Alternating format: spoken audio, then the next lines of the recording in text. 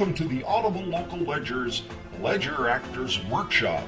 Tonight, our production, Gangbusters, the case of the Massachusetts planner. Gangbusters is an American dramatic radio program heralded as the only national program bringing you authentic police case histories. It premiered on January 15th of 1936. It broadcast for more than 21 years through 1957.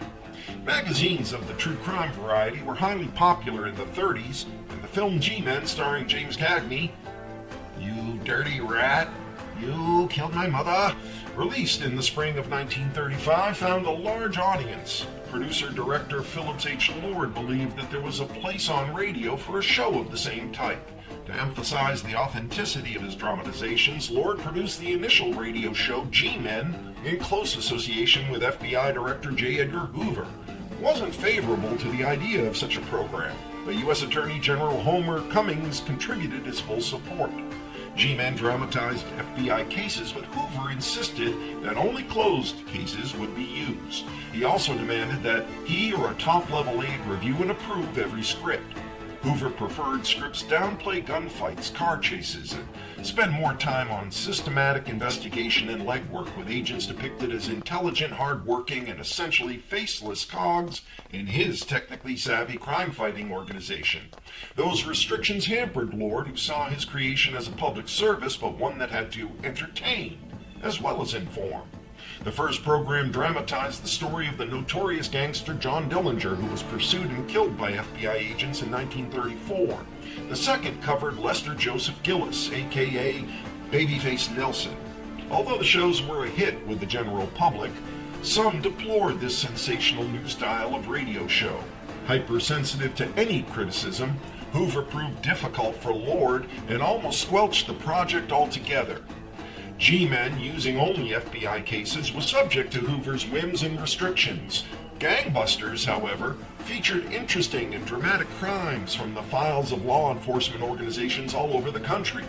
G-Men aired on NBC Radio from July 20th to October 12th in 1935. The second series of Gangbusters programs debuted in mid-January of 1936. The opening sound effects became even more elaborate and aggressive, including a shrill police whistle. An authoritative voice would then announce the title of that night's program, followed by more blasts from a police whistle. This intrusive introduction led to the popular catchphrase, "Came on like gangbusters." Gangbusters often featured prominent names in radio broadcasting, many of whom also starred in film and television, including Richard Widmark and Art Carney. The popularity of the radio show prompted a spin-off comic book published by DC Comics that ran for 67 issues between 1947 and 1958, and Big Little books based on the series were also produced.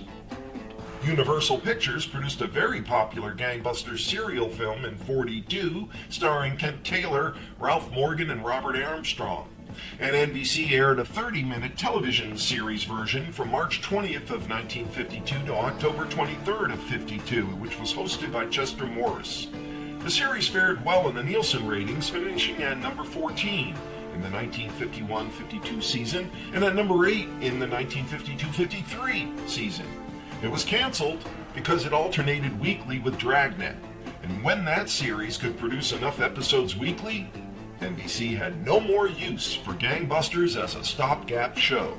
So, lean in, listen up, and enjoy the Audible Local Ledger's Ledger Actors Workshop production of The Case of the Massachusetts Planners from Gangbusters.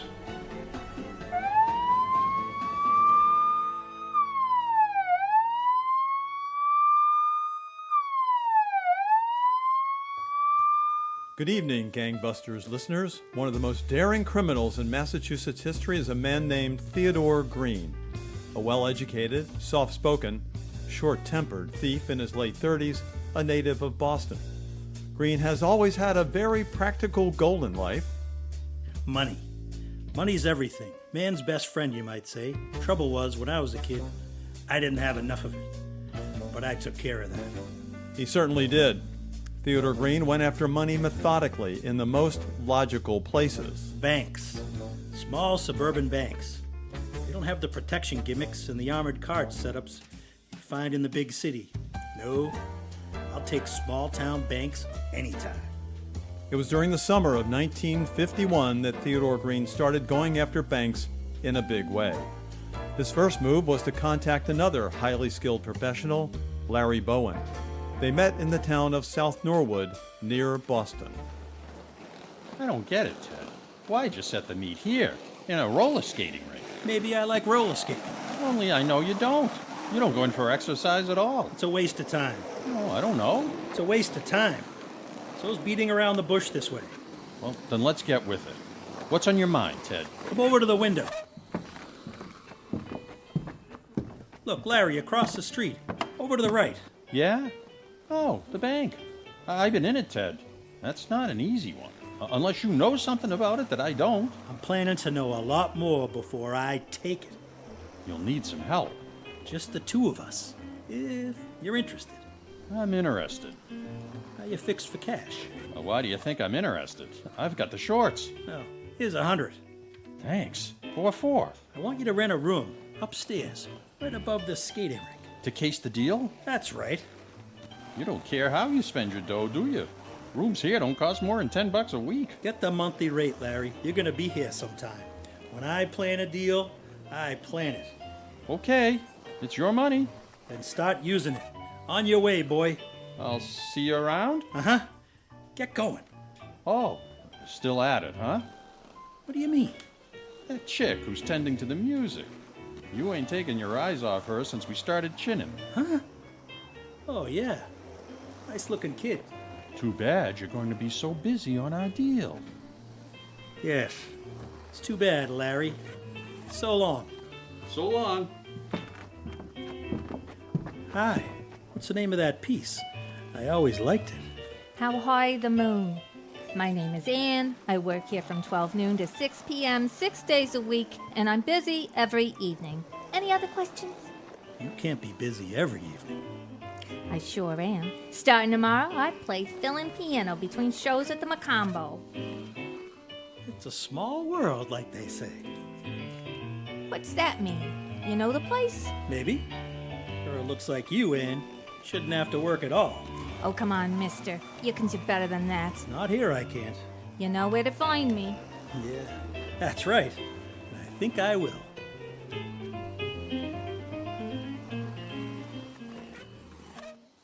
Meantime, Ted Green's sharp-eyed partner, Larry Bowen, moved into a room above the skating rink, Gangbusters listeners. Its one window became an observation post which he manned from early morning to late afternoon, day in and day out. Within a short time, he thought himself completely familiar with the traffic pattern in and out of the South Norwood Bank and was spoiling for action. Hello, Larry. Hiya, Ted. About time. How we doing? I got the picture. Got it cold. Thursday's the big day. That's when they get in the money from the main office in Boston. You know, for the Friday payrolls. What time Thursday? Between 2:10 and 2:40. I got it all marked down on this pad, see? Good work, Larry. Well, what about you? How you doing with the inside stuff? I've been making some progress. Some? It's been 3 weeks, Ted. I'm in no hurry. I am, Buster. I don't get much charge cooped up here over the roller skating rink. It's better than being cooped up in a cell, Larry. That's just where you'll end up if we move before we're ready. What's so tricky about this setup? You blueprinted the inside of the bank a week ago. The way I see it, we walk in there next Thursday, snatch the money, and we're out of there. There's more to a bank heist than snatching the loot. Yeah? Yes, getting away with it. That's what I've been concentrating on the past week. I must have cruised every street within 5 miles of the bank. What? I figured we'd lamb out along Elwood Avenue, cut into South Ditmas, and take it from there. South Ditmas turns into a dead end. Exactly 1.1 miles from here. Yeah? Yes, Larry. Better leave the brain work to me on this deal. But speed it up, huh? This sitting around is for the birds. You think I'm enjoying myself? Look, maybe we ought to call it quits right now. Nah, take it easy, Ted. I didn't mean anything. Honest. All right, Larry. Just watch it. Perhaps it was true, Gangbusters listeners, that Theodore Green wasn't enjoying himself while working out the details of robbing the South Norwood Bank. but it hadn't seemed that way for the past 2 weeks to the fill-in piano player at the Macombo Club. Hiya, Ann. How's it going tonight? Better, now that you're here. That's my girl. Am I? Don't worry about Gladys, honey. She's an old friend. She's just for laughs. Like a clown. Yeah, well, the clown's on her way onto the floor now. Get set to laugh. Honey, all I'm gonna do is dance with her a few times. Till you're through. Believe me. I shouldn't. See you after the show. Per usual? Per usual. Yes, bank robber Theodore Green played just as hard as he worked, and he applied the same basic principle to the pursuit of pleasure as to the pursuit of cash. Never let your left hand know what your right hand's doing. The left hand in this case was the star of the Macombo show, Gladys. Gosh, Ted, you certainly know how to dance. Thanks. Let's see how you stand it, Gladys. Doing 3 shows a night and slugging it out with me on the floor in between. Oh, go on, Ted. I know it's a line, but I love it. Don't be so sure it's a line. You've never met anybody like me before, have you? Is that what I said last week? That's what you said. One of these days, I might prove it to you. When? Oh, I don't know. Next Thursday, maybe. Let's give the dancing a rest, huh? If you want to. Oh, my table's over that way, Ted. Well, what's going to happen on Thursday? What? You said that maybe you were going to prove something to me on Thursday. Come on, Ted, you can tell me. Can I? You'll never have to worry, Ted, as long as you play it straight with me. I told you that the first night I met you. Well? Let's forget it. No, what's happening Thursday? I'm leaving town. Oh, where are you going? I don't know. Out west.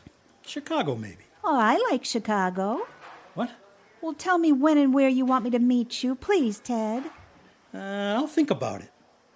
Right now, though, I gotta shove off. Now? It's early yet. Sorry, honey. Something I gotta do. What? Don't worry. It's not a late date. I'll see you again before Thursday. Oh, you'll see me. Good night, baby. Good night. Theodore Green lied as glibly to his girlfriends as to his business associates, Gangbusters listeners.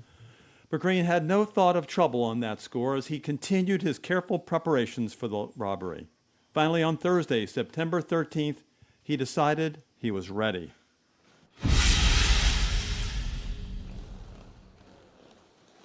Morning, Ted. Hello, Larry. It's almost noon, you know. Tell me something I don't know. I've been looking out this window at that bank since 9 a.m. See anything? Nothing I haven't told you about 20 times already. Nothing ever happens till around 2 o'clock. But then things start popping.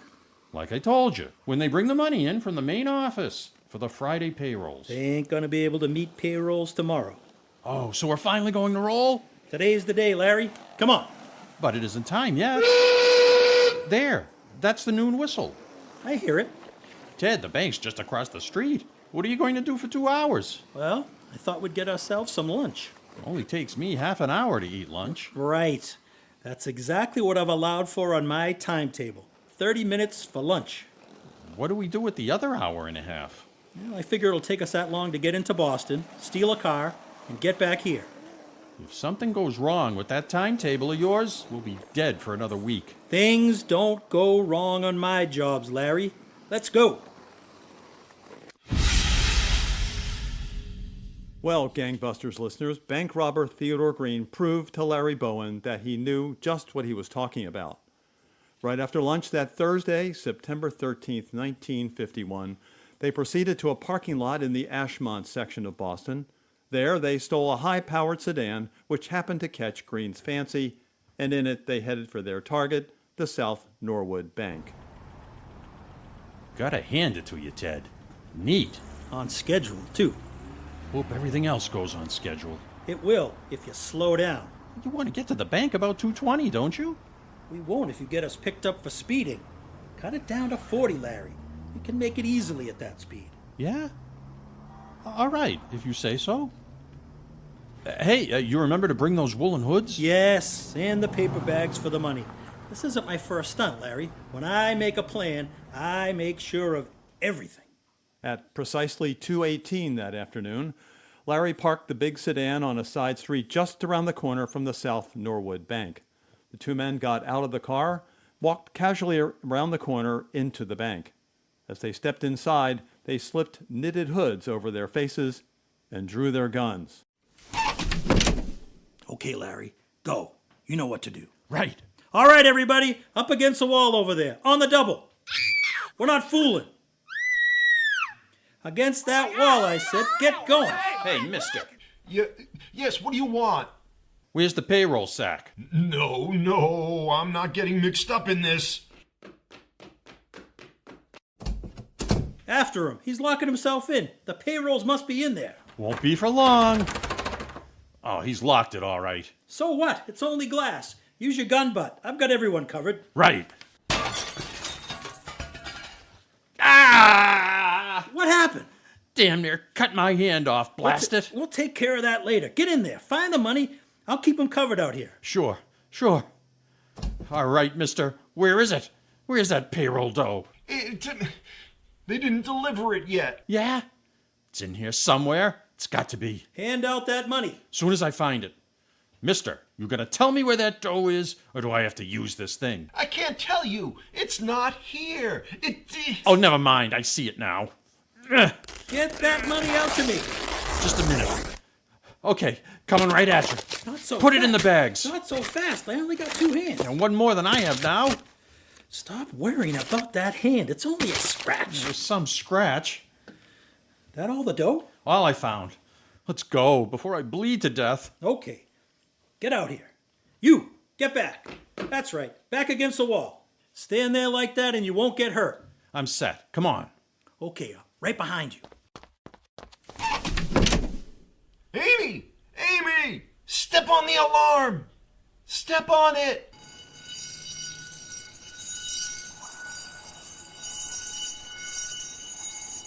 Ted, can't you drive a little faster? Sure, but I'm not going to. They enforced the speed limit on this road. I checked it. What about my hand? We'll stop at the next drugstore we come to. It's almost stopped bleeding by now anyway, hasn't it? Suppose it gets infected. Sure it won't. Now, you're pretty sure of everything, aren't you? I haven't been wrong so far. I still can't believe it. The way we managed to get away so easy. Because I cased the whole area for 3 months. It was hard work, too. Yeah, when you worked. What's that supposed to mean? Oh, nothing. It's just that I heard the only work you did, nights that is, was with a doll at the Macambo. What doll? Doll called Gladys. She didn't interfere with this job any, did she? No, not so far. But I heard that you were going to have her join you in Chicago. What? Is that what you heard? How? She's a doll. Dolls have friends. They tell them things. Especially when they think they got a guy hooked. But it ain't so, huh? What am I, a kid? You think I knocked myself out in this heist to give Gladys a vacation in Chicago? You were just handing her a line? Brother, is she going to burn?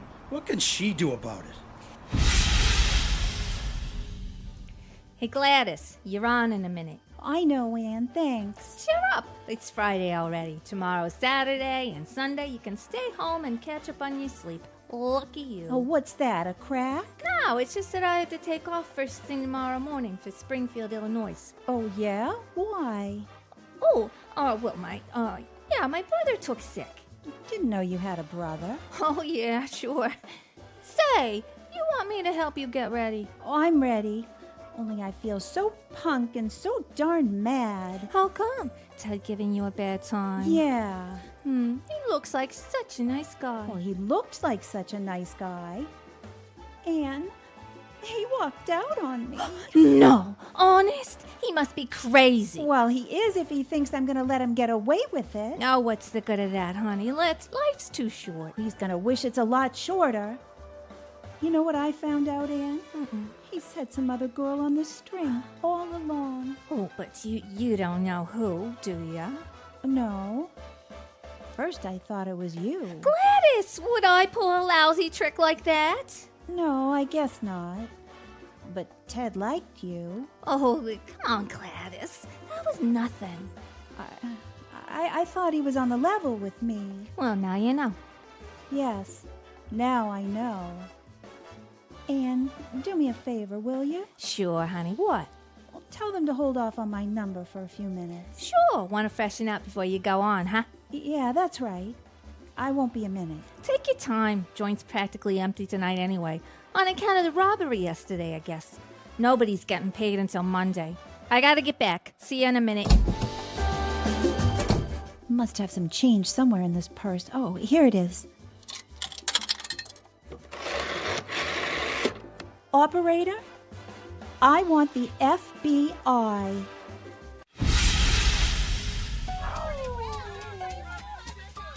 Say, Ted, this is all right. You like Chicago, huh? You like this fancy hotel suite, radio and all. I like what's in Chicago. So do I. You lay off, sweetie pie. You hear me? Don't worry, Ted. My heart is with you. Listens fine to me, baby. Keep it that way. Just you and me. No Gladys? Gladys? Who's that?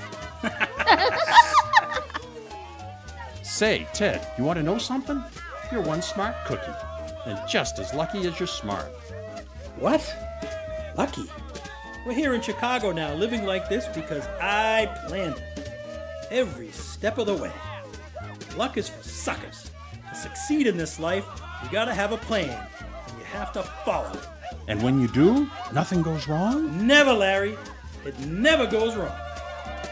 Never is a very large word. Gangbusters listeners, perhaps bank robber Theodore Green meant to say, as the Admiral in Pinafore did, hardly ever. Because Green's perfect plan had one little flaw. That must be the bellboy. Get it, somebody. Let him wait. He took his time, didn't he? I know, but I want some more ice. I'll answer the door. Inside, Mr. Green. Up with the hands. Hey, what is this? Who are you fellows? FBI, don't try anything. Bowen, that goes for you too. Look, we're not healed. We'll make sure of that if you don't mind. I'll search you both. All right, come along. But you can't just take him away like that. Oh, yes, we can. Kill that radio. This party's over. That's right. For now. For about 25 years, we got you cold on that Norwood job, Green. That doesn't mean I'll be behind the walls for 25 years. We'll see about that. We certainly will. And so, Gangbusters listeners, the FBI arrested bank robber Theodore Green.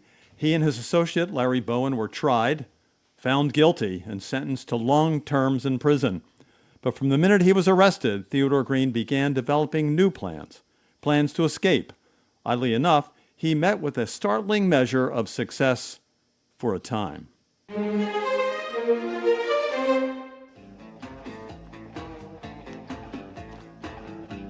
We hope you've enjoyed our Ledger Actors Workshop production of Gangbusters, The Case of the Massachusetts Planner. In tonight's production, the role of Green was voiced by Don Smith. Larry was voiced by Joe O'Connor. Anne was voiced by Jennifer Love. Gladys was voiced by Kristen Arut, and the narrator was George Crine.